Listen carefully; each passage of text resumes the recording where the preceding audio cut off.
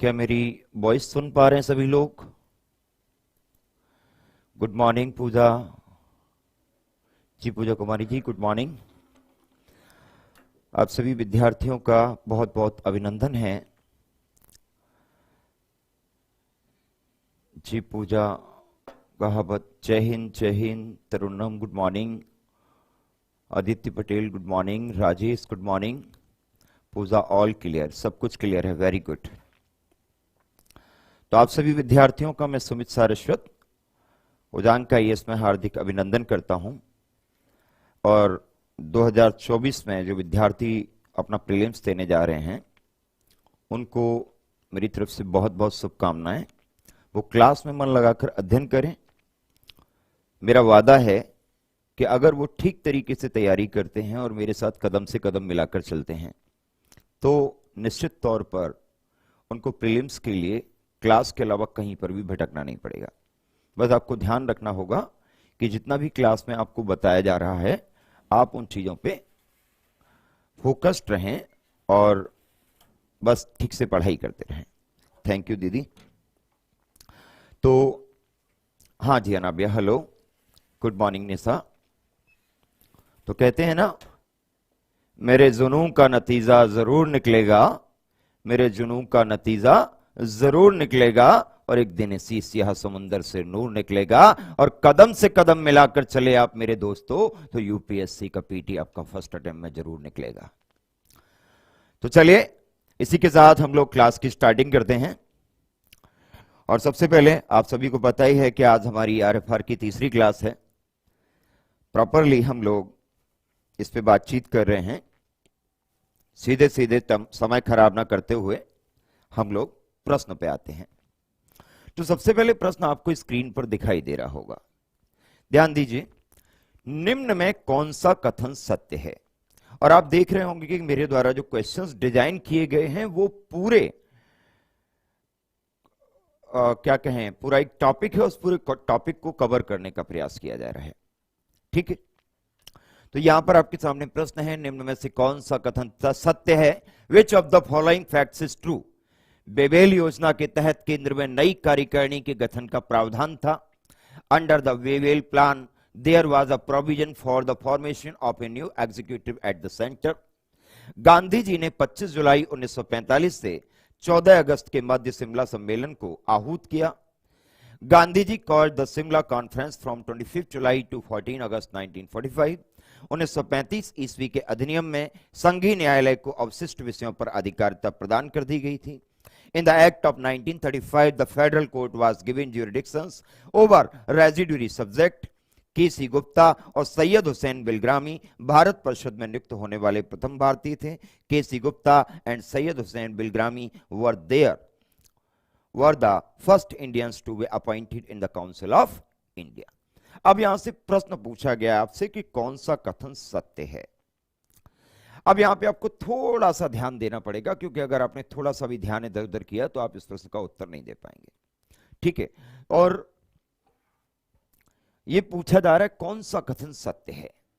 हाँ, नोट्स जो भी पॉइंट्स में बताता चलूं उनका नोट्स कर लीजिए, वो आपके लिए फायदेमंद रहेगा। अब यहां पर सबसे पहले हम जानते हैं कि कौन सा कथन सत्य है। बेसिकली बेबेल योजना, वेवल लिख गया है, ये वेवेल योजना है। तो बेबेल कौन थे? लॉर्ड बेबेल भारत के वायसराय थे 1945 में। तो 1945 के समय लॉर्ड बेबेल जब भारत के वायसराय थे तो बेबेल के द्वारा एक योजना तैयार की गई और उन्होंने जो योजना बनाई उसके तहत एक प्रावधान किया कि केंद्र में एक नई कार्यकारिणी का गठन किया जाए। तो लॉर्ड बेबेल जो कि भारत के वायसराय थे, उनके द्वारा एक योजना तैयार की गई है। और इस योजना में क्या प्लान किया गया है? इस योजना में प्लान किया गया कि केंद्र के लिए एक नई कार्यकारिणी का गठन किया जाए। यानी हमारा जो पहला स्टेटमेंट है वो पूरी तरीके से सही है। दूसरा, यहां पर कहा जाता है कि गांधी जी ने 25 जुलाई 1945 से 14 अगस्त के मध्य शिमला सम्मेलन को आहूत किया। तो मैं आपको बताऊंगा कि गांधी जी ने 25 जुलाई 1945 से 14 अगस्त के मध्य जो सम्मेलन हुआ था वो बेसिकली शिमला में नहीं हुआ था। तो यहां पर ध्यान में रखना है कि शिमला में ये सम्मेलन आयोजित नहीं हुआ था। अब यहां पे ये छोटी सी चीज छुपी हुई है, इसी के कारण ये स्टेटमेंट क्या हो जाता है, गलत हो जाता है। अब जब ये गलत हो गया तो अगले स्टेप पे आते हैं। 1935 के एक्ट में संघीय न्यायालय को अवशिष्ट विषयों पर अधिकारिता प्रदान कर दी गई थी। तो आप यहां पे ध्यान दीजिए कि यहां पे कहा जा रहा है 1935 के एक्ट में। तो 1935 में आप जानते हैं कि 1935 में जो एक्ट पारित हुआ था उस एक्ट में बेसिकली था क्या? उस एक्ट में बेसिकली प्रोविजन ये किया गया था कि जो अवशिष्ट शक्तियां हैं, रेजिडुअल पावर्स हैं, आप जानते हैं कि 3 तरह के शक्तियों विभाजन किया गया। एक तो है संघ सूची। तो संघ सूची में जो विषय आते हैं उन सूचियों पर निर्णय लेने का अधिकार केंद्र की सरकार को यानी कि संघ की सरकार को होता है। दूसरी होती है राज्य सूची। राज्य सूची के विषयों पर निर्णय लेने का अधिकार राज्यों की सरकार को होता है। तीसरी होती है समवर्ती सूची। समवर्ती सूची के विषयों पर निर्णय लेने का अधिकार राज्य और केंद्र दोनों का बराबर बराबर होता है। लेकिन अगर केंद्र सरकार को राज्य सरकार का प्रोजेक्ट पसंद आ जाता है तो केंद्र सरकार राज्य सरकार के उस प्रोजेक्ट का अधिग्रहण कर सकती है। अब बचती हैं कुछ ऐसी चीजें जो न तो संघ सूची में शामिल हैं, न राज्य सूची में शामिल हैं और न समवर्ती सूची में शामिल है। इस तरह के विषयों को अवशिष्ट विषय कहा जाता है, यानी रेजिडुअल सब्जेक्ट कहा जाता है। तो ये जो रेजिडुअल सब्जेक्ट है, अवशिष्ट विषय है, बेसिकली इसके मामले में निर्णय लेने का अधिकार संघीय न्यायालय को नहीं था। अब संघीय न्यायालय को नहीं था तो फिर ये किसको अधिकार था? ये उस समय गवर्नर जनरल को था, जिसे हम वायसराय कहते हैं। तो इस पर निर्णय लेने का अधिकार किसे था? गवर्नर जनरल के पास ये शक्ति थी। ये शक्ति संघीय न्यायालय के पास नहीं थी। अब यहां पे आप समझ पा रहे होंगे कि आपका ये ऑप्शन भी क्या हो गया, गलत हो गया। अब यहां पे कहा जा रहा है केसी गुप्ता व सैयद हुसैन बिलग्रामी भारत परिषद में नियुक्त होने वाले प्रथम भारतीय थे। क्या केसी गुप्ता और सैयद हुसैन बिलग्रामी इनको भारत परिषद में नियुक्त होने वाला प्रथम भारतीय कहा जाता है? नहीं, ये प्रथम नहीं थे, ये द्वितीय और तृतीय भारतीय थे। क्योंकि भारत परिषद में नियुक्त होने वाले जो प्रथम भारतीय थे उन प्रथम भारतीय का नाम क्या था? उन प्रथम भारतीय का नाम था सर एसपी सिन्हा। तो प्रथम भारतीय जो 1909 ईस्वी की इंडियन काउंसिल में विधि सदस्य के तौर पर अपॉइंट हुए थे, उनका नाम क्या था? एसपी सिन्हा था। तो एसपी सिन्हा अपॉइंट हुए थे यहां पे। यानी केसी गुप्ता कौन से भारतीय थे? ये सेकंड थे। और जो सैयद हुसैन बिलग्रामी हैं ये कौन से थे? ये तृतीय भारतीय थे। अब जब आपको पता चल गया कि ये प्रथम नहीं थे, प्रथम कौन थे? सर एसपी सिन्हा, यानी ये स्टेटमेंट भी आपका गलत हो जाता है। तो आपका सही उत्तर क्या है? सही उत्तर है पहला। राइट, आपको आराम से समझ में आ गया होगा। आते हैं हम लोग अगले प्रश्न पर और डिस्कस करते हैं कि क्या है प्रश्न में नया। अब यहां पर देखिए, संवैधानिक निरंकुशता का सिद्धांत निम्न में से किस अधिनियम द्वारा प्रवृत्त किया गया? The principle of constitutional autocracy was introduced by which of the following act? तो यहां पे आपको ध्यान देना है किस पे? संवैधानिक निरंकुशता पर, यानी आप कह सकते हैं कॉन्स्टिट्यूशनल ऑटोक्रेसी पर। और यहां पे एक्ट आपको दिए गए 1909 का इंडियन काउंसिल एक्ट, 1919 का इंडियन गवर्नमेंट एक्ट, 1935 का इंडियन गवर्नमेंट एक्ट और 1947 का इंडियन फ्रीडम एक्ट। 4 ऑप्शंस आपके सामने हैं। अब ये 4 ऑप्शंस आपके सामने, आप इसका उत्तर दीजिए कि कौन सा उत्तर सही है। सबसे पहली बात आती है कि संवैधानिक निरंकुशता है क्या? संवैधानिक निरंकुशता का मतलब होता है कि संविधान जो बनाया जा रहा है उसको अपने नियंत्रण में कर लिया जाए, ऑटोक्रेट कर लिया जाए, यानी उसी संविधान के अनुसार अब शासन किया जाना है। तो संविधान को जब गवर्नर जनरल ने ऑटोक्रेट कर लिया, अपने अधिग्रहण में ले लिया, तो यह स्थिति कब आई? 1909 के अधिनियम में तो संवैधानिक निरंकुशता का कोई प्रावधान था ही नहीं। 1919 के अधिनियम में केंद्र और राज्य दोनों के लिए विधान परिषदों को प्रावधान कर दिया गया। केंद्रीय विषयों और प्रांतीय विषयों को अलग अलग कर दिया गया। केंद्रीय विषयों के मामले में निर्णय लेने का अधिकार गवर्नर जनरल और उसकी परिषद को दे दिया गया।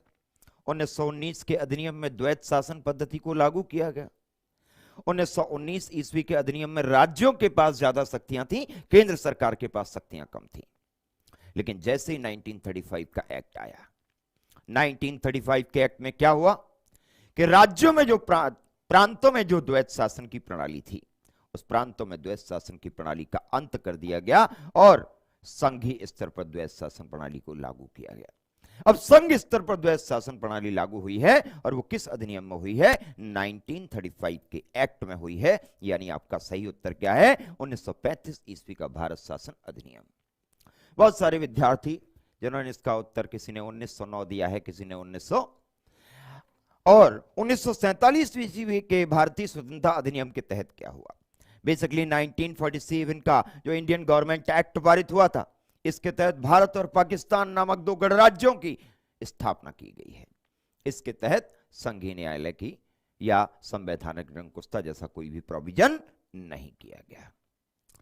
वॉइस ब्रेक नहीं हो रही है, यहां से वॉइस पूरी तरह क्लियर जा रही है।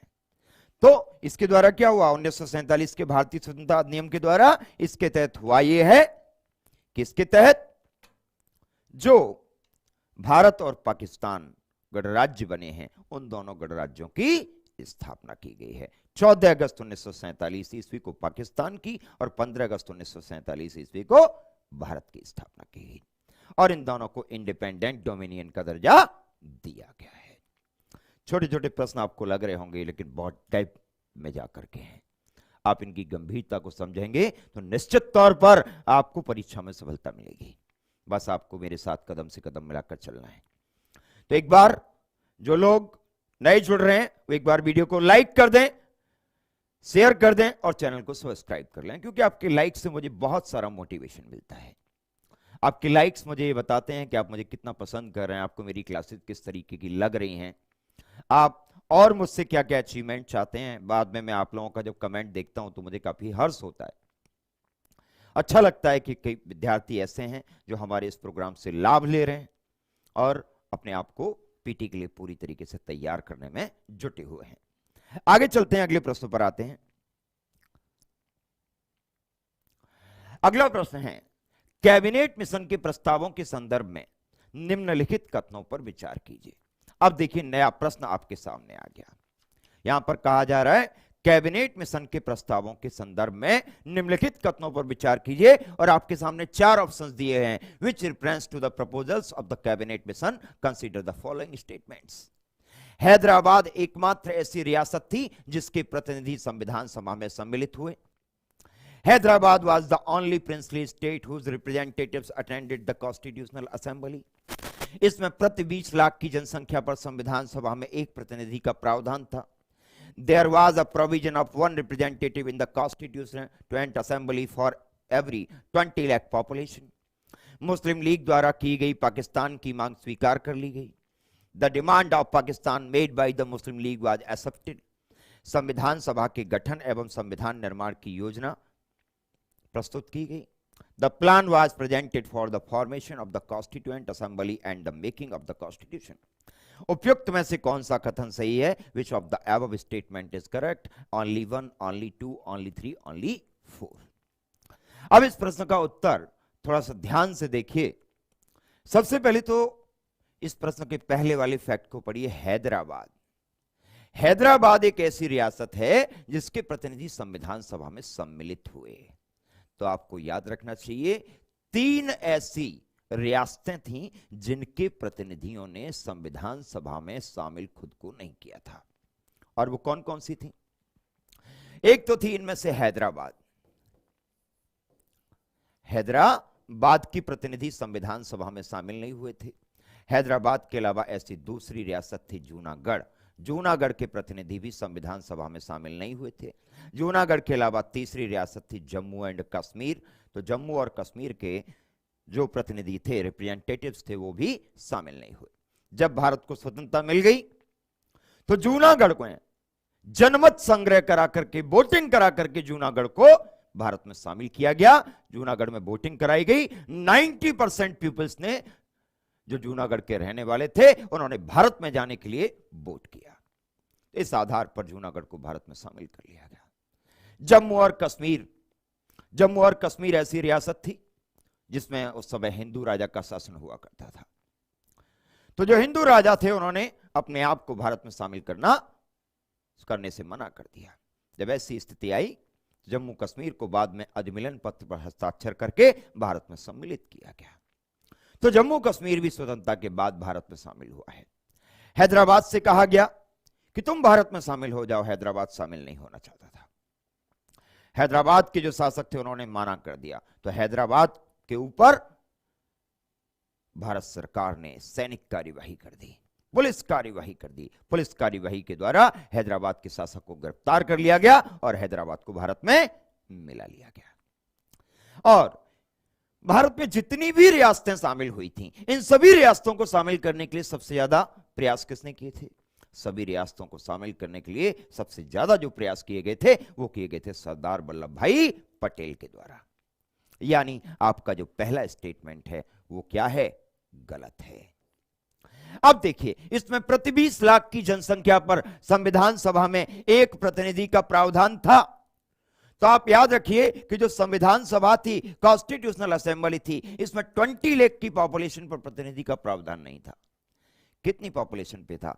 10 लाख की पॉपुलेशन पर एक प्रतिनिधि को शामिल करने का प्रावधान था, 20 लाख की पॉपुलेशन पर नहीं था। इसका मतलब है कि आपका सेकंड स्टेटमेंट भी क्या हो जाता है? रॉन्ग हो जाता है।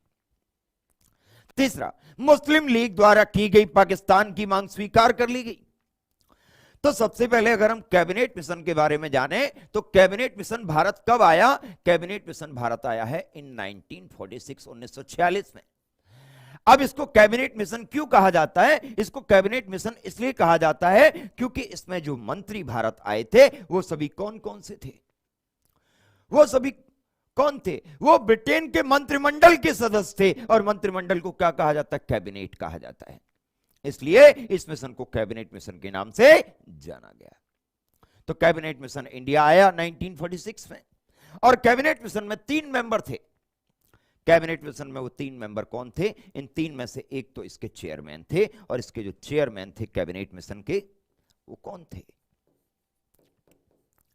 तो अगर हम कैबिनेट मिशन की बात करें तो इस कैबिनेट मिशन में 3 मेंबर थे। बेसिकली इनमें से एक चेयरमैन थे और उन चेयरमैन का नाम क्या था? उन चेयरमैन का नाम था Lord Pethick Lawrence. Lord Pethick Lawrence. Lord Pethick Lawrence आए। लॉर्ड पेंथिक लॉरेंस के अलावा और कौन आए इनके साथ में? लॉर्ड पेंथिक लॉरेंस तो इसके चेयरमैन हो गए। इनके साथ 2 लोग और आए थे। एक का नाम था AB अलेक्जेंडर।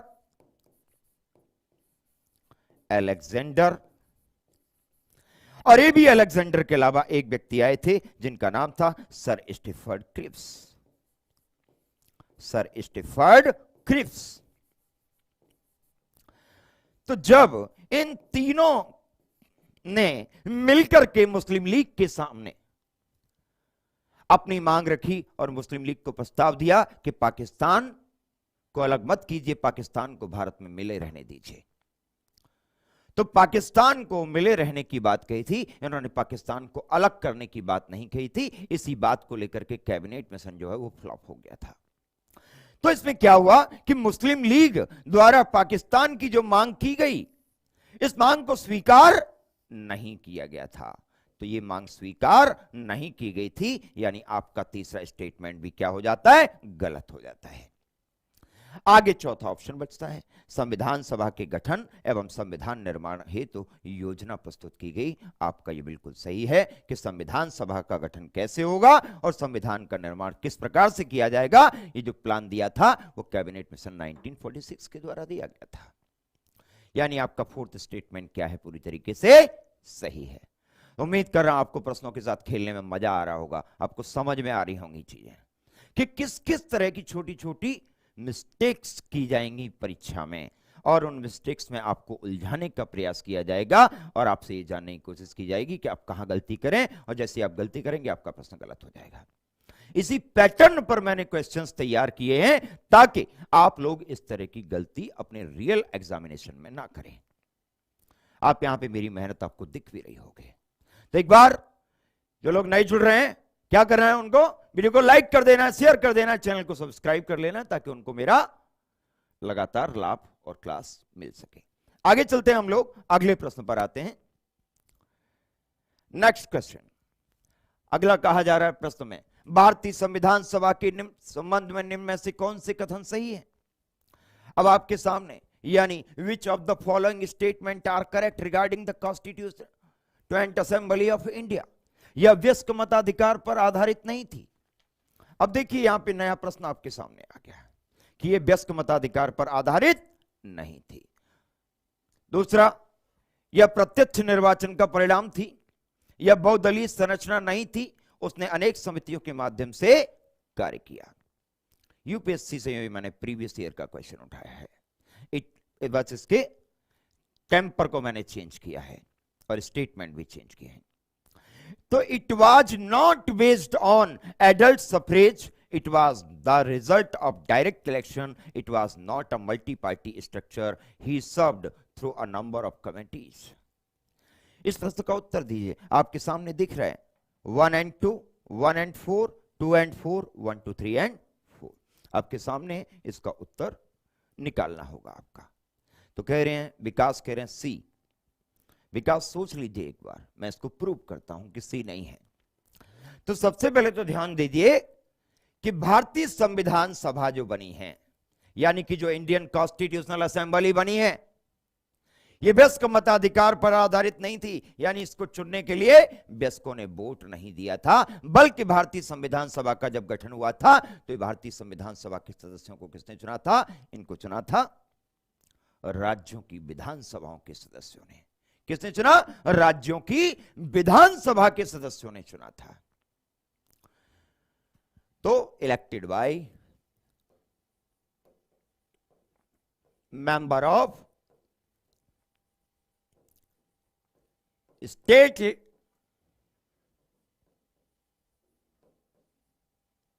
असेंबलीज। तो राज्यों की जो विधानसभाएं थीं, उन विधानसभाओं के मेंबरों के द्वारा इनको चुना गया। आप आज अपने संविधान में देखते हैं तो आप जानते हैं कि हमारी राज्यसभा के सदस्यों का चुनाव होता है। तो राज्यसभा के सदस्यों को कौन चुनता है, राज्यसभा के सदस्यों को चुनता कौन है, ये लेजिस्लेटिव असेंबली के मेंबर चुनते हैं। और लेजिस्लेटिव असेंबली के मेंबरों को कौन चुनता है, लेजिस्लेटिव असेंबली के मेंबर्स को पीपल चुनते हैं। यानी यहां पर जो संविधान सभा बनी थी वो एक प्रकार से किस प्रकार से थी, राज्यसभा की तरह थी। अब जब ये राज्यसभा की तरह थी तो ऐसी स्थिति में क्या ये डायरेक्टली पीपल्स के द्वारा इलेक्ट की गई है, नहीं, इनडायरेक्टली इलेक्टेड है। इसीलिए हम कहेंगे ये वयस्क मताधिकार पर आधारित नहीं थी। अब बताओ, इसको जो चुना गया है, किसने चुना है, वयस्कों ने चुना है। आगे चलते हैं, अगला है यह प्रत्यक्ष निर्वाचन का परिणाम थी। अब जब यह प्रत्यक्ष निर्वाचन का परिणाम थी तो प्रश्न उठता है कि प्रत्यक्ष निर्वाचन का परिणाम है तो किस प्रकार से है, क्या ये प्रत्यक्ष रूप से चुनाव हुए हैं इसके। आप देख रहे हैं इसके चुनाव कैसे हो रहा है, इनडायरेक्टली हो रहे हैं। जब ये इनडायरेक्टली हो रहे हैं इसका मतलब है आपका सेकंड स्टेटमेंट क्या है, गलत है, क्योंकि इसके मेंबर को डायरेक्टली नहीं चुना जा रहा है। ये प्रत्यक्ष निर्वाचन नहीं हो रहा है, इनडायरेक्टली हो रहा है। अब इनडायरेक्टली हो रहा है तो दूसरा वाला गलत हो जाएगा। यह बहुदलीय संरचना नहीं थी। क्या यह मल्टी पार्टी स्ट्रक्चर नहीं था, मल्टी पार्टी स्ट्रक्चर था। आपको तो यहीं से समझ जाना चाहिए कि कांग्रेस पार्टी थी, यूनियनिस्ट पार्टी थी, मुस्लिम लीग थी, और भी कई सारी पार्टीज थी, सबने मिलकर के इसको चुना। यानी ये बहुदलीय संरचना थी, लेकिन इसमें क्या दिया हुआ है, नहीं थी। अब नहीं थी, इसी कारण ये स्टेटमेंट भी आपका क्या हो जाता है, गलत हो जाता है। उसने अनेक समितियों के माध्यम से कार्य किया। आपको पता है कि जब भारतीय संविधान सभा का निर्माण हुआ तो संविधान सभा के लिए कितनी कमेटियां गठित की गई थी? 13 कमेटीज गठित की गई थी। तो 13 कमेटी गठित की गई थी, तो सीधा सीधा मतलब है कि उसने अनेक समितियों के माध्यम से क्या किया? कार्य किया है। यानी आपका फोर्थ ऑप्शन सही है, आपका पहला ऑप्शन सही है, तो फिर आपका उत्तर कौन सा ठीक हो जाएगा? बी, यानी 1 और 4। आपको समझ में आ गया होगा। बहुत सारे विद्यार्थियों ने सही उत्तर दिया है, बहुत बहुत धन्यवाद। मेहनत कर रहे हैं, इसका मतलब लग रहा है कि बच्चे अब कदम से कदम मिला के चल रहे हैं। Very good answer, very good. आगे चलते हैं और अगले प्रश्न पर आते हैं। नेक्स्ट क्वेश्चन आपके सामने है। क्रिप्स मिशन 1942 के संबंध में निम्न कथनों पर विचार कीजिए। Consider the following statement regarding Cripps mission 1942। इसमें भारत में स्वशासन की स्थापना का प्रावधान था। It provided for the establishment of self government in India. इसके तहत संविधान निर्मात्री सभा के गठन का प्रस्ताव दिया गया। Under this a proposal was made the constituent assembly. Pakistan की मांग के लिए इस व्यवस्था के तहत गुंजाइश बनाई गई। Scope was create under this arrangement for the demand of Pakistan. अब आपको ये पढ़ना है, समझना है। यहां पे जल्दी से इसका उत्तर बताइए क्या हो सकता है। बहुत सारे विद्यार्थी लगे हुए हैं लाइन में अपना उत्तर देने के लिए, लेकिन अभी एग्जैक्ट उत्तर पर कोई नहीं पहुंच पा रहा है। ए, बी,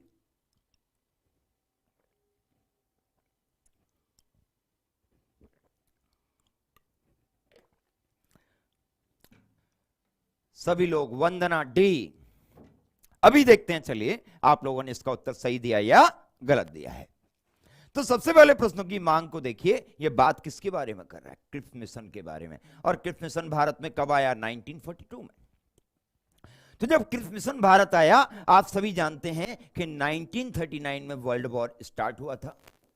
और यह वर्ल्ड वॉर कब तक चला? यह वर्ल्ड वॉर चला 1945 तक।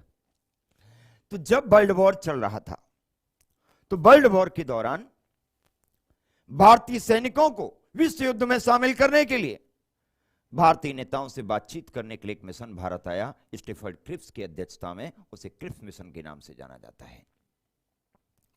तो क्रिप्स मिशन इंडिया में आया और इसने भारतीय नेताओं से बातचीत की। तो भारतीय नेताओं से बातचीत की तो उन्होंने सबसे पहले क्या कहा? इन्होंने कहा कि अगर आप इस युद्ध में हमारा सहयोग करेंगे तो हम आपको स्वतंत्र कर देंगे। हमारा वादा है कि हम आपको इंडिपेंडेंट कर देंगे। लेकिन इंडिपेंडेंट कब करेंगे? वो हम तब करेंगे जब ये सेकेंड वर्ल्ड वॉर खत्म हो जाएगा। तो आप क्या करिए? आप हमारे साथ युद्ध में सहयोग कीजिए। आप भारतीय सैनिकों को सीमा पार जाकर के युद्ध में जाने का आदेश दीजिए, क्योंकि आपकी बात मानने के लिए तैयार हैं। तो इसमें क्या हुआ? एक तरीके से अगर हम देखें तो इसमें भारत में स्वशासन की स्थापना का प्रावधान छुपा हुआ है। यानी आपका जो स्टेटमेंट 1 है वो पूरी तरीके से सही है। तो भारत में स्वशासन की स्थापना का प्रावधान है यहां पे। दूसरा, इसके तहत संविधान निर्मात्री सभा के गठन का प्रस्ताव दिया गया।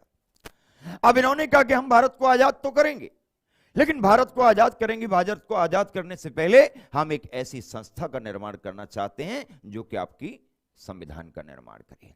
तो संविधान का निर्माण करने वाली जो सभा थी उसको उन्होंने संविधान निर्मात्री सभा कहा। और इसका ध्यान दीजिए, इसका क्या किया गया? प्रस्ताव दिया गया है। प्रस्ताव क्या किया गया है? दिया गया है। जबकि संविधान सभा का गठन जो हुआ, अगर यहां पे गठन होता तो ये स्टेटमेंट गलत हो जाता, क्योंकि संविधान निर्मात्री सभा का या संविधान सभा का जो गठन हुआ वो 1946 के कैबिनेट मिशन के द्वारा हुआ। लेकिन संविधान निर्मात्री सभा के गठन का जो प्रस्ताव दिया गया वो 1942 के क्रिप्स मिशन में दिया गया। इसलिए आपका स्टेटमेंट 2 भी करेक्ट है। जब ये मिशन भारत आया तो मुस्लिम लीग के द्वारा भी, मुस्लिम लीग के नेताओं ने भी इस मामले पर बातचीत की। तो क्रिप्स मिशन ने एक तरीके से मुस्लिम लीग के नेताओं को कहा कि पहले आप युद्ध खत्म होने दीजिए, फिर हम आपके लिए भी प्रावधान करेंगे। आपके द्वारा जो मांग की जा रही है कि हमें अलग राज्य चाहिए मुस्लिमों के लिए, तो हम आपके अलग राज्य की मांग को स्वीकार करते हैं, लेकिन फिलहाल हमें युद्ध से निपटना है। अब जब हमें युद्ध से निपटना है, यानी सीधा सीधा हुआ कि पाकिस्तान की मांग के लिए इस व्यवस्था के तहत गुंजाइश बना दी गई, यानी तीसरा स्टेटमेंट भी पूरी तरह सही है। अब जब तीसरा स्टेटमेंट भी सही है तो तीनों सही है, तो उत्तर क्या होगा आपका? उपयुक्त सभी, यानी all of the above is a correct answer. मजा आ रहा होगा आपको इन क्वेश्चंस को करने में, तो एक बार कमेंट करके बताइए कैसा लग रहा है आपको, मजा आ रहा है कि नहीं आ रहा है? कितने लोग ऐसे हैं, एक बार लाइक का साइन बनाइए। कितने लोग ऐसे हैं जिनको एंजॉय हो रहा है इन क्वेश्चंस के साथ, मजा आ रहा है उनको करने में, और लग रहा है कि हाँ डेप्थ में जाकर के क्वेश्चंस यहां पे तैयार किए गए हैं, एक एक पॉइंट को यहां पर ध्यान से रखा गया है।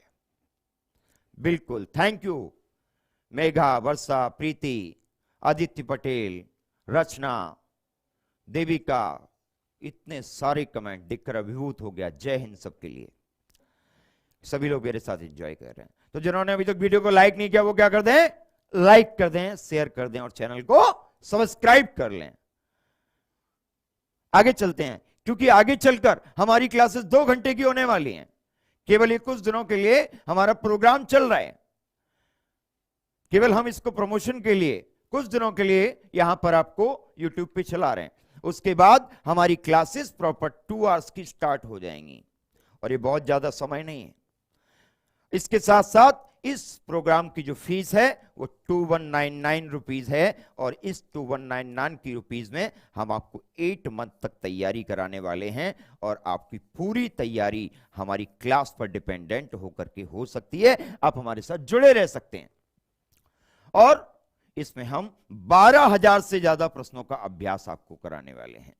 तो जिन विद्यार्थियों ने अभी तक यहां पर एडमिशन नहीं लिया है वो इस RFR के बैच में अपना एडमिशन सुनिश्चित करा लें। आगे चलते हैं, अगले प्रश्न पर आ जाते हैं। कैबिनेट मिशन 1946 के संबंध में निम्न कथनों पर विचार कीजिए। Consider the following statements regarding the cabinet mission 1946। British Bharat में देसी रियासतों को मिलाने के संबंध में कोई प्रावधान नहीं था। There was no provision regarding integration of princely state in British India. इसमें विदेश, रक्षा और संचार विभाग को संघ के अधीन किए जाने का प्रावधान था। In this there was a provision to bring the Department of External Affairs, Defense and Communications under the Union. इसके द्वारा 3 जून 1947 को भारत विभाजन की योजना प्रस्तुत की गई। By this on 3 June 1947 AD, the plan of partition of India was presented to. उपयुक्त में से कौन से कथन सत्य हैं? Which of the above statement is are true? ध्यान दीजिए इस प्रश्न पर। सारे सब्जेक्ट यहां पे पढ़ाए जाएंगे, पॉलिटी, हिस्ट्री, ज्योग्राफी, इकोनॉमी, इसके अलावा environment and ecology, art and culture, science and technology, current affairs, सब कुछ इसमें आप लोगों को पढ़ाया जाना है। तो आप बिल्कुल निश्चिंत रहें। अगर आप केवल इस बैच पर फोकस कर लेते हैं तो आप तय मानकर चलिए आपको कुछ भी अलग से पढ़ने की जरूरत नहीं है। ठीक है, अब यहां पे देखते हैं कि प्रश्न क्या है। कैबिनेट मिशन 1946 की बात की जा रही है। आप लोगों में से बहुत सारे लोगों के उत्तर आ रहे हैं, देखते हैं किसने सही उत्तर दिया है। तो कैबिनेट मिशन 1946 में बातचीत किस बारे में की जा रही है? ब्रिटिश भारत में देसी रियासतों को मिलाने के संबंध में कोई प्रावधान नहीं था। तो आप जानते हैं कि कैबिनेट मिशन के द्वारा क्या हुआ? कॉन्स्टिट्यूशनल असेंबली का गठन किया गया, और कॉन्स्टिट्यूशनल असेंबली जब गठित की गई तो इस कॉन्स्टिट्यूशनल असेंबली ने क्या प्रोविजन किया कि जितनी भी देसी रियासतें हैं उन सभी देसी रियासतों को मिलाकर और ब्रिटिश भारत को मिलाकर के क्या किया जाएगा? एक नए राष्ट्र का निर्माण किया जाएगा। अब जब यहां पे प्रश्न में क्या कहा जा रहा है, आप देखिए नहीं था। अब ये नहीं कंफ्यूज कर रहा है। अब जब नहीं कंफ्यूज कर रहा है तो इसका मतलब है, अभी मैंने आपको बताया कि देसी रियासतों को मिलाने का प्रावधान था, जबकि यहां पे क्या कहा जा रहा है? नहीं था। इसका मतलब क्या हुआ कि आपका जो स्टेटमेंट 1 है वो पूरी तरीके से गलत हो गया। Thank you Farheen. अब जब पहला स्टेटमेंट गलत हो गया, दूसरे स्टेटमेंट को देखते हैं। दूसरे स्टेटमेंट को देखें, इसमें विदेश, रक्षा और संचार विभाग को संघ के अधीन किए जाने का प्रावधान था। बिल्कुल सही। तो विदेशी जो मामले हैं, रक्षा के संबंध में जो मामले हैं, कम्युनिकेशन के संबंध में जो मामले हैं, ये किसके अधीन कर दिए? ये यूनियन लिस्ट के अधीन किए जाते हैं। क्योंकि अब यूनियन लिस्ट में इनको क्यों रखा गया?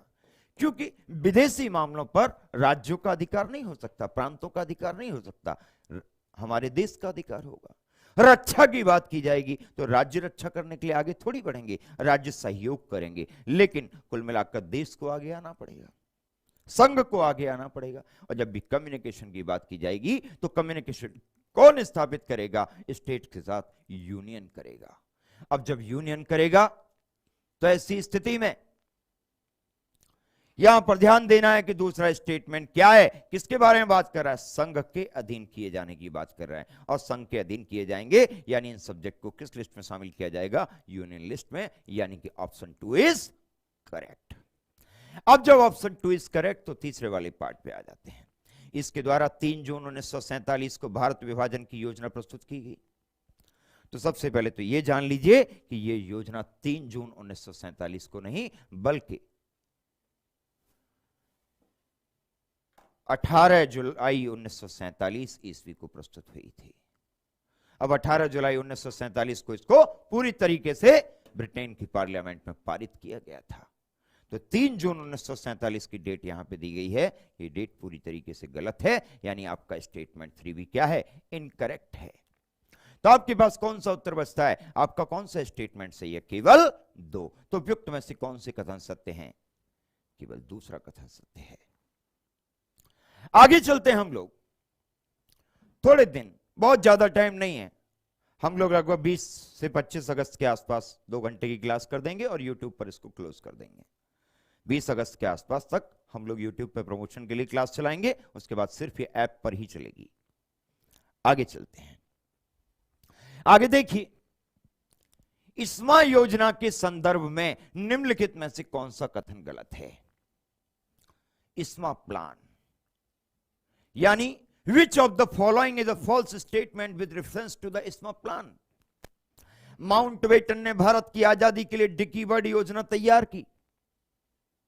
दूसरा, Mountbatten prepared the Dickie bird plan for India's independence. यह योजना sir Hastings Ismay, sir George Abell और लॉर्ड माउंटबेटन की एक समिति द्वारा तैयार की गई थी।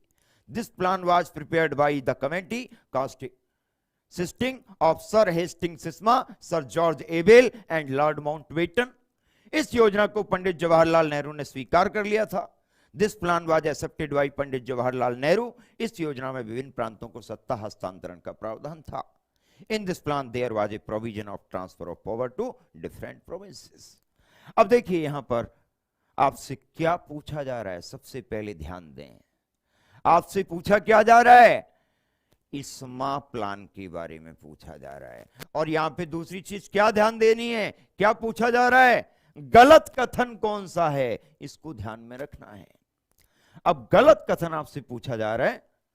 अब कई सारे बच्चों ने इसका उत्तर अपने अपने हिसाब से दिया है, लेकिन सही उत्तर तक कोई नहीं पहुंच पा रहा। ध्यान से दो, माउंटबेटन ने भारत की आजादी के लिए डिकी वर्ड योजना तैयार की थी।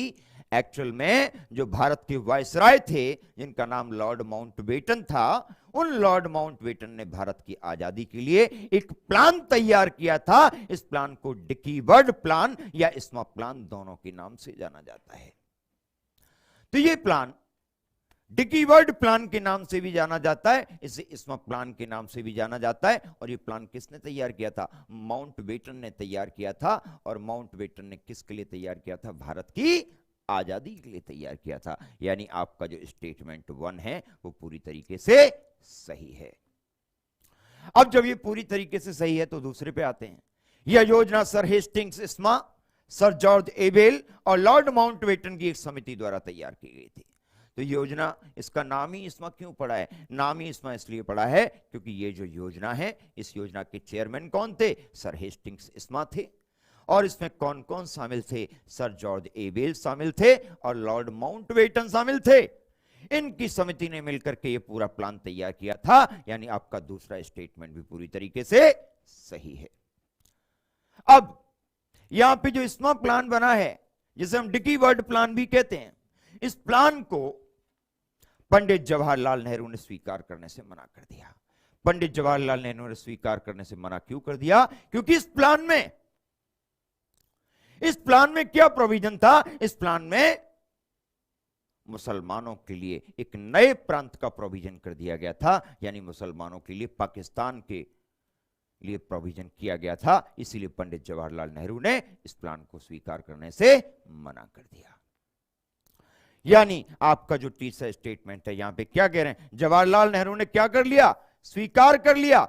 जबकि जवाहरलाल नेहरू ने इसको इसलिए स्वीकार किया था क्योंकि इसमें भारत विभाजन की चीजें मौजूद थी, इसमें भारत विभाजन का प्रोग्राम मौजूद था, इसलिए इसको पंडित जवाहरलाल नेहरू ने इग्नोर कर दिया, स्वीकार नहीं किया। यानी आपका जो तीसरा स्टेटमेंट है वो पूरी तरह गलत है। अब चौथे स्टेटमेंट पे आते हैं। इस योजना में विभिन्न प्रांतों को सत्ता हस्तांतरण का प्रावधान था। बिल्कुल सही है। इस योजना में क्या किया गया था कि विभिन्न जो प्रांत हैं, उस समय जो 11 प्रांत थे, उन 11 प्रांतों को क्या किया जाएगा? सत्ता का हस्तांतरण किया जाएगा, यानी सत्ता सौंप दी जाएगी।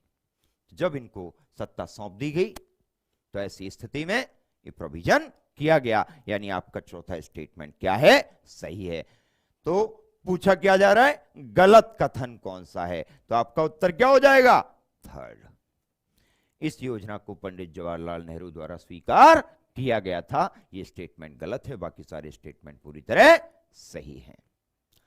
समझ आ रहा है? अगर समझ आ रहा है और आपको मजा आ रहा है तो एक बार वीडियो को लाइक कर दो, शेयर कर दो, चैनल को सब्सक्राइब कर लो और आरएफआर के बैच में अपना एडमिशन सुनिश्चित करा लो, ताकि हम प्रारंभिक परीक्षा में जो विद्यार्थी 2024, 2025, 2026 की तैयारी कर रहे हैं, स्टेट पीसीएस का एग्जाम दे रहे हैं, यूपीएससी का एग्जाम दे रहे हैं, वो लोग क्या कर लें? इस बैच को ज्वाइन कर लें। इस बैच में उनकी सफलता तय करने की दम है। और आप देखेंगे जब आप परीक्षा देंगे कि कई सारे प्रश्न आपको एज इट इज यहां से देखने के लिए मिलेंगे। राइट? आगे चलते हैं और अगले प्रश्न पर आ जाते हैं। निम्न में से कौन स्वतंत्रता पूर्ण गठित अंतरिम, या अंतरिम है, अंतरित लिख गया है, मंत्रिमंडल का सदस्य नहीं था? Who among the following was not a member of the newly constituted cabinet? और आपके सामने ऑप्शन है जॉन मथाई, वीएन गाडगिल, आई चुंदरीगर, जोगेंद्र नाथ मंडल। स्टेट पीसीएस के लिए प्रश्न बहुत ही महत्वपूर्ण है और यूपीएससी के लिए भी उतना ही महत्वपूर्ण है। तो आपको ध्यान रखना है किस प्रश्न का उत्तर क्या होगा। बताइए इस प्रश्न का उत्तर क्या है? उत्तर दे रहे हैं लोग सी, कुछ लोग दे रहे हैं बी, कुछ लोग दे रहे हैं ए। यहां पर जानबूझकर इस तरह के ऑप्शंस रखे गए हैं ताकि आप लोगों को कंफ्यूज किया जाए। आप लोगों ने बहुत सिंपल नाम सुने होंगे। तो सबसे पहले तो जाने कि जो स्वतंत्रता पूर्व गठित अंतरिम मंत्रिमंडल था, यह अंतरिम मंत्रिमंडल कब गठित हुआ था? यह अंतरिम मंत्रिमंडल 1946 में गठित हुआ था। और किसकी बात की जा रही है? स्वतंत्रता पूर्व।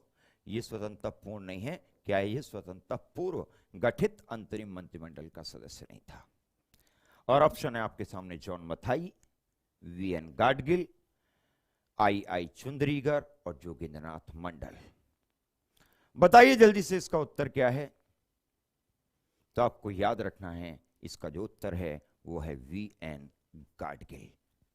1946 में जो स्वतंत्रता से पहले अंतरिम मंत्रिमंडल बना हुआ था, वीएन गाडगिल उसके सदस्य नहीं थे, बल्कि स्वतंत्रता पश्चात जो नया मंत्रिमंडल बना था उसके सदस्य कौन थे? वीएन गाडगिल थे। लेकिन स्वतंत्रता पूर्व जो मंत्रिमंडल गठित हुआ था, वीएन गाडगिल उसके सदस्य नहीं थे। बहुत सारे बच्चों ने गलत उत्तर दिया है, लगभग एकाध का सही है, बाकी सबका गलत है। मैंने प्रश्न बहुत सोच समझकर तैयार किए हैं ताकि आप कंफ्यूज हों, क्योंकि इस तरह की परिस्थितियों से आपको अपने यूपीएससी और स्टेट पीसीएस के एग्जाम में जूझना पड़ेगा। ठीक है? तो आप ध्यान रखिए, वीएन गाडगिल जो थे ये 1947 में आफ्टर इंडिपेंडेंट, यानी कि स्वतंत्रता के पश्चात जो मंत्रिमंडल गठित हुआ था उसके मेंबर थे। तो स्वतंत्रता के पश्चात जो मंत्रिमंडल गठित हुआ था उसके मेंबर वीएन गाडगिल थे। स्वतंत्रता पूर्व गठित अंतरिम मंत्रिमंडल के ये सदस्य नहीं थे। मिल जाएगी पॉजिटिव रहिए, जितने भी क्वेश्चंस कर रहा हूं विद डिटेल आप लोगों को ये मिलेगा। अगले प्रश्न पर आते हैं हम लोग। नेक्स्ट प्रश्न, बाल्कन प्लान किस अधिनियम से संबंधित है? 1919 का भारत शासन अधिनियम, 1909 का पार्लियामेंट सुधार अधिनियम, 1947 का भारतीय स्वतंत्रता अधिनियम और 1935 का भारत शासन अधिनियम। आपके सामने यहां पर प्रश्न दिया हुआ है कि बाल्कन प्लान किस अधिनियम से संबंधित है। सुमन जी, मैं आगरा से हूं,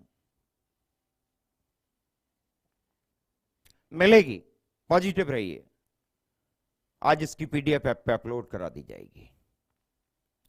तो बाल्कन प्लान जो है, सबसे पहले हमें जानना होगा कि ये बाल्कन प्लान क्या है। अगर बाल्कन प्लान की बात की जाए तो बेसिकली ये एक अंग्रेज व्यक्ति थे जिनका नाम था बाल्कन, उनके द्वारा इस प्लान को तैयार किया गया और यह प्लान बनाया गया था भारत और पाकिस्तान के बंटवारे के लिए। तो भारत और पाकिस्तान के बंटवारे के लिए इस प्लान को तैयार किया गया था, इसलिए इसको बाल्कन प्लान के नाम से जाना जाता है। अब जब भारत और पाकिस्तान के बंटवारे के लिए किया गया है तो भारत पाकिस्तान का बंटवारा कब हुआ? 1947 में। और भारत को आजादी भी किसके द्वारा मिली है? 1947 के इंडियन फ्रीडम एक्ट के द्वारा मिली है, 1947 ईस्वी के इंडियन इंडिपेंडेंट एक्ट के द्वारा मिली है। जब इस एक्ट के द्वारा ये मिली है तो सीधा सीधा आप समझ सकते हैं कि इसका उत्तर क्या होना चाहिए? 1947 का भारतीय स्वतंत्रता अधिनियम, क्योंकि इसी में क्या था? इंडिया और पाकिस्तान के विभाजन के बारे में बातचीत की गई थी। बहुत साधारण साधारण प्रश्न है, लेकिन फिर भी बहुत सारे लोग गलत उत्तर दे रहे हैं। अब सही कमेंट आना शुरू हुआ। हाँ विकास, बताइए क्या डाउट है आपका? आगे चलते हैं अगला प्रश्न पे। अब देखो, फिर से एक क्रिटिकल क्वेश्चन यहां पे आ गया।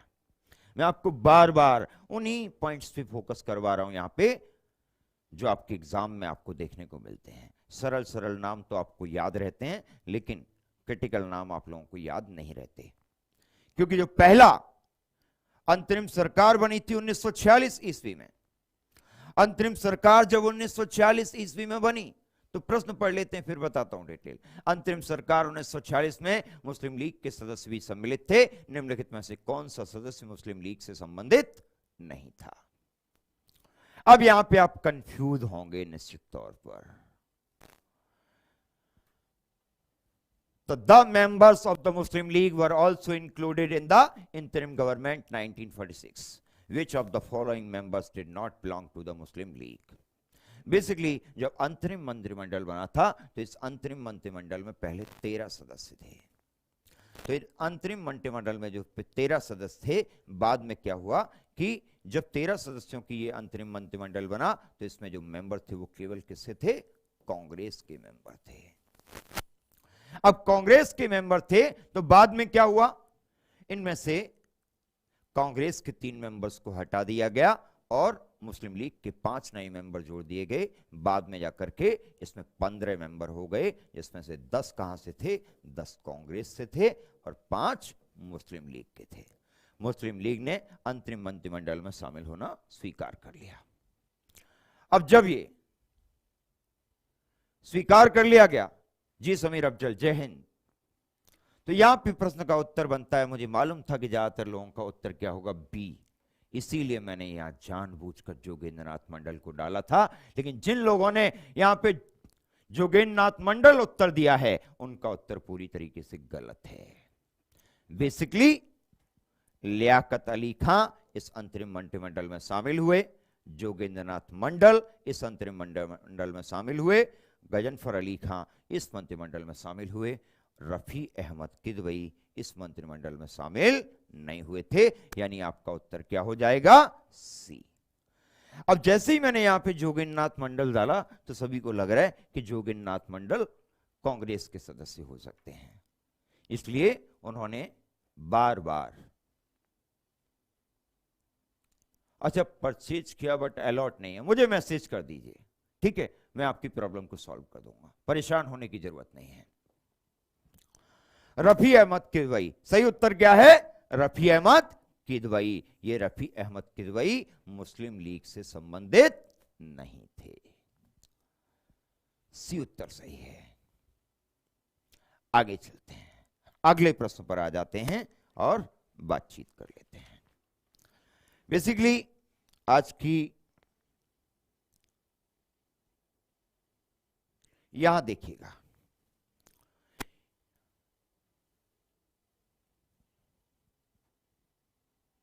अगला प्रश्न, यहां पे आपके सामने एक प्रश्न है। इसने बंगाल के गवर्नर को, ये प्रश्न मुझे लग रहा, इसमें ये प्रश्न आपको दिया हुआ है। इसने बंगाल के गवर्नर को बंगाल का गवर्नर जनरल नामित किया और गवर्नर जनरल की सहायता के लिए एक कार्यकारी परिषद बनाई। It designated the government of Bengal as the Governor General of Bengal and created an executive council to assist Governor General. इसने कलकत्ता में सर्वोच्च न्यायालय की स्थापना की नींव रखी। It led to established of Supreme Court at Calcutta. इसने कंपनी के नौकरों को किसी भी प्रकार के निजी व्यापार में शामिल होने से रोक दिया। It prohibited the servant of the company from engaging in any account to private trade. यह भारत में कंपनी के मामलों को नियंत्रित और विनियमित करने के लिए ब्रिटिश सरकार द्वारा उठाया गया पहला कदम था।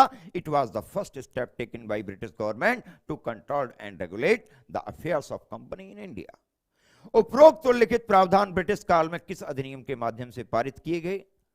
The above mentioned provision was passed through which act during British period? Pitt's India Act 1784, Charter Act of 1833, Charter Act of 1853, Regulating Act of 1773।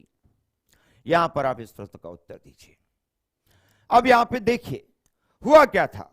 British company ने सबसे पहला जो एक्ट पारित किया था वो कौन सा था? 1773 ईस्वी का एक्ट था, 1773 ईस्वी का एक्ट था।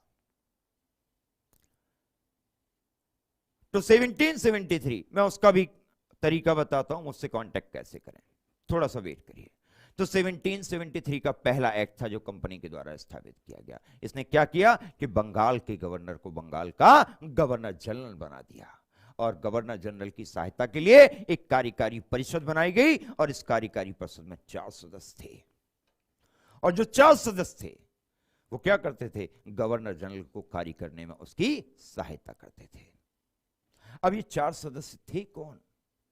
और बंगाल का जो गवर्नर था उस बंगाल के गवर्नर को बंगाल का गवर्नर जनरल बनाया गया। तो बेसिकली ये व्यक्ति कौन था? तो ये व्यक्ति था वॉरेन हेस्टिंग्स। कौन था? Warren Hastings. तो बंगाल का अंतिम गवर्नर और बंगाल का प्रथम गवर्नर जनरल कौन था? वॉरेन हेस्टिंग्स था। और वॉरेन हेस्टिंग्स का सहयोग करने के लिए जो 4 सदस्यों की परिषद बनी थी, उस 4 सदस्यों की परिषद में कौन कौन सदस्य थे? अगर हम इनके 4 सहयोगी सदस्यों की बात करें, यानी उन 4 मेंबर्स की बात करें, तो बताइए, क्या मुझे कोई बताएगा वो कौन कौन थे? उन 4 सदस्यों के नाम बताइए।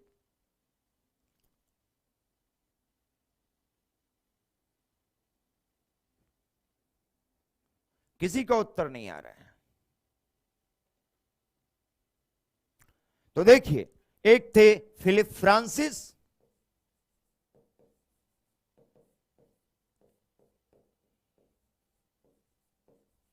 फिलिप फ्रांसिस के अलावा दूसरे कौन थे? क्लेवरिंग,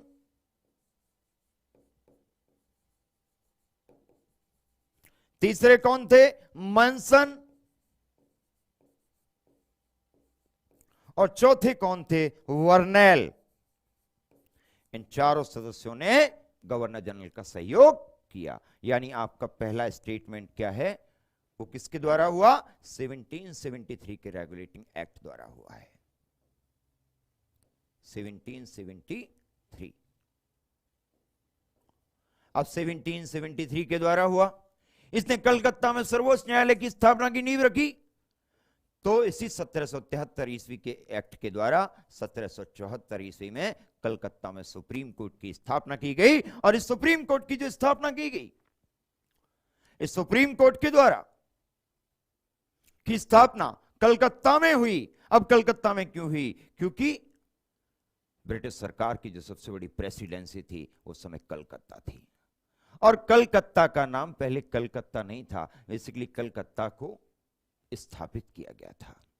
कलकत्ता को स्थापित किया गया था 17वीं शताब्दी में। अब 17वीं शताब्दी में स्थापित किया गया तो कालिकाता, गोविंदपुर और एक गांव और था, इन 3 गांवों को मिलाकर के कोलकाता की नींव रखी गई थी। बाद में इसी कोलकाता में सर्वोच्च न्यायालय की स्थापना हुई है। यानी ये भी किसके द्वारा हुआ? 1773 के एक्ट के द्वारा हुआ। 1773 ईस्वी के एक्ट के द्वारा कंपनी के नौकरों को किसी भी प्रकार के निजी व्यापार में शामिल होने से रोक दिया गया। यह भी प्रोविजन किस के एक्ट में हुआ है? 1773 के रेगुलेटिंग एक्ट में हुआ है।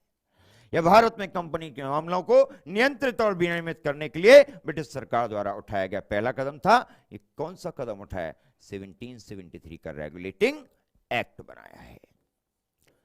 यानी आपका सही उत्तर क्या होगा? 1773 का रेगुलेटिंग एक्ट बनाया गया। मजा आ रहा है अगर आपको मेरी क्लास में? कल आज की क्लास में हमने जो हमारा पहला टॉपिक था, जिसमें हम लोग बातचीत करते हैं कि कंपनी ने किस प्रकार से शासन किया है, इसके जितने भी महत्वपूर्ण तथ्य थे वो सारे महत्वपूर्ण तथ्य जो कि यूपीएससी और स्टेट पीसीएस के लिए बहुत ही जबरदस्त थे, वो सारे के सारे हमने इस क्लास में डिस्कस किए हैं। अब आप समझ सकते हैं अपनी तैयारी की धार को, आप इससे रिलेटेड कोई भी प्रश्न लगाएंगे, मैं वादा करता हूं आपसे कि आपका प्रश्न गलत नहीं होगा, अगर आपने मेरी क्लास को ठीक से समझा है और सुना है तो। अब हम लोग कुछ और जरूरी चीजों पे बातचीत कर लेते हैं, थोड़ा सा समय आपका और लूंगा। आप देखिए प्रीलिम्स अब रुकेगा नहीं, इसके लिए हमारा कार्यक्रम चल ही रहा है जिसे आप लोग देख रहे हैं।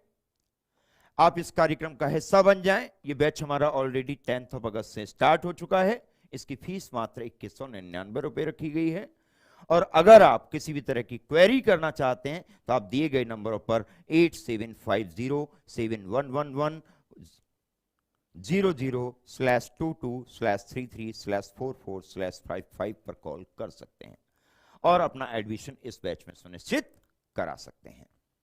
यह 8 महीने तक चलने वाला प्रोग्राम है, जिसमें 12,000 से ज्यादा प्रश्नों को हम लोग डिस्कस करेंगे, सारे सब्जेक्ट को डिस्कस करेंगे इंक्लूडेड करंट अफेयर्स। तो आपको मेहनत करनी होगी, जुड़ना होगा।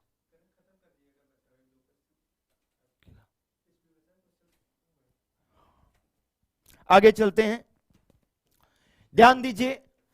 अभी गुरुकुल के ऑलरेडी 2 बैच चल रहे हैं। अब गुरुकुल में बहुत सारे बच्चे एडमिशन लेना चाहते हैं जो लगातार पढ़ रहे हैं, और कई लोगों को फीस की समस्या आई। मैंने उजांक सर से निवेदन किया कि ऐसे विद्यार्थियों के लिए कुछ प्रावधान किया जाए, तो उजांक सर ने मेरी बात को स्वीकारा और उन्होंने कहा ठीक है सुमित सर, आपके कहने पर हम फीस में 50,000 की छूट दे देते हैं। तो जो विद्यार्थी फीस की कमी के कारण गुरुकुल में एडमिशन नहीं ले पाए दोनों बैचों में, वो गुरुकुल का तीसरा बैच जो 17 अगस्त से स्टार्ट हो रहा है, 13 अगस्त से स्टार्ट हो रहा है, हाँ, तो 17 अगस्त से हमारा बैच स्टार्ट हो रहा है। आप उसमें एडमिशन ले सकते हैं, और आप इसमें एडमिशन लेने के लिए क्या करें कि 13 अगस्त सुबह 10 बजे से 14 अगस्त मध्य रात्रि तक आपको ओटीपी डाउनलोड करना पड़ेगा, जिसका फुल फॉर्म है ओजांक टेस्ट प्रैक्टिस ऐप। आप Ojaank test practice app download करके आप all India scholarship online test में पार्टिसिपेट करें। आपकी टेस्ट में पार्टिसिपेट करेंगे तब आपको फीस में 50,000 रुपए की छूट मिलेगी, अन्यथा नहीं मिलेगी। तो वे विद्यार्थी जो ओजांक टेस्ट प्रैक्टिस ऐप को डाउनलोड करेंगे उनको, और इस स्कॉलरशिप प्रोग्राम में भाग लेंगे, इसमें बाकायदा टेस्ट देंगे, उनको 50,000 की छूट मिलेगी और वो गुरुकुल में आकर के अपना भविष्य सुरक्षित कर सकते हैं। यहां पर आपको प्रारंभिक परीक्षा, मुख्य परीक्षा और साक्षात्कार तीनों परीक्षाओं की तैयारी कराई जाएगी। आगे चलते हैं। आप देख रहे हैं 15 अगस्त आ रही है, इंडिपेंडेंट मिली थी हमें इस दिन 1947 में। तो 15 अगस्त को आपको भी आजादी दी जा रही है, और वो आपके लिए आजादी ये है कि अगर आप जीएस फाउंडेशन आईएएस 2025 बैच में एडमिशन लेना चाहते हैं, जो प्रीलिम्स और मेंस दोनों के लिए है। आप कंसेप्ट संकल्प बैच में एडमिशन लेना चाहते हैं, आप मेरे साथ PSIR ऑप्शनल बैच में जुड़ना चाहते हैं, आप हिस्ट्री ऑप्शनल बैच में जुड़ना चाहते हैं, आप ज्योग्राफी ऑप्शनल बैच में जुड़ना चाहते हैं, ये सारी बैचेज आपको बाकायदा बाइलिंगुअल उपलब्ध कराई जाएंगे और ये ऑनलाइन बैच चलेंगे। तो आप इसके लिए ओजांग का एनी टाइम लर्निंग ऐप को डाउनलोड कर लें और इन सभी कोर्सेज पर आपको 50% का डिस्काउंट दिया जा रहा है और आप 50% का डिस्काउंट पाने के लिए एक कोड यूज कर सकते हैं, तिरंगा। अगर आपके द्वारा किसी भी तरह की इंफॉर्मेशन आपको प्राप्त करनी है इसके रिगार्डिंग, तो दिए गए स्क्रीन पर नंबर पर आप कॉल कर सकते हैं और इंफॉर्मेशन पा सकते हैं। पूरा डिटेल आप लोगों को बता दिया जाएगा। तो बाकी ओजांग मेंटरशिप का प्रोग्राम भी हमारे यहां चल रहा है। 15 अगस्त तक ये फ्री है। अगर आप इस प्रोग्राम का हिस्सा बनना चाहते हैं तो आप 9289704917 पर कॉल कर सकते हैं और मेंटरशिप प्रोग्राम का हिस्सा बन सकते हैं। इस प्रकार आज का कार्यक्रम हमारा खत्म हुआ। हम लोग मिलेंगे एक नई ऊर्जा के साथ। तो जाने से पहले एक महत्वपूर्ण जानकारी आपको जरूर दूंगा कि आपको ध्यान रखना है कि आपको 2022 में 88.22 मार्क्स प्राप्त करने होंगे, तब आपको मेंस लिखने का मौका मिला था। तो आप देख रहे हैं कि अगर आप 45 क्वेश्चंस 100 में से कर लेते हैं तो आप मेंस के लिए एलिजिबल हो जाते हैं। और इतना वादा है कि जो मैं यहाँ पे RFR का बैच आप लोगों को पढ़ा रहा हूं, इस RFR के बैच में आपको इतने क्वेश्चंस कराए जाएंगे, 12,000 से ज्यादा प्रश्न यहाँ पे करवाए जाएंगे। तो 45 नहीं, हमारा टारगेट है हम आपको 70 क्वेश्चन से ज्यादा क्वेश्चंस करने के लिए तैयार कर दें। तो आप इस प्रोग्राम का हिस्सा बन जाइए और प्रीलिम्स पर कर दीजिए प्रहार। मिलते हैं कल एक नई एनर्जी के साथ, क्योंकि कल तो 15 अगस्त है। कल शायद क्लास ऑफ रह सकती है, नोटिफिकेशन आप लोगों को मिल जाएगा। अगर क्लास ऑफ होगी तो, और नहीं होगी तो भी आपको मिल जाएगा। ठीक है, तो मिलेंगे हम लोग नई ऊर्जा के साथ। आप सभी को मेरी तरफ से हैप्पी इंडिपेंडेंट डे। आप सभी का जो विद्यार्थी 2024 में UPSC का एग्जाम देने जा रहे हैं, मेरा ईश्वर से प्रार्थना रहेगा कि 2025 का वो इंडिपेंडेंट डे लवासना में सेलिब्रेट करें। जय हिंद, जय भारत।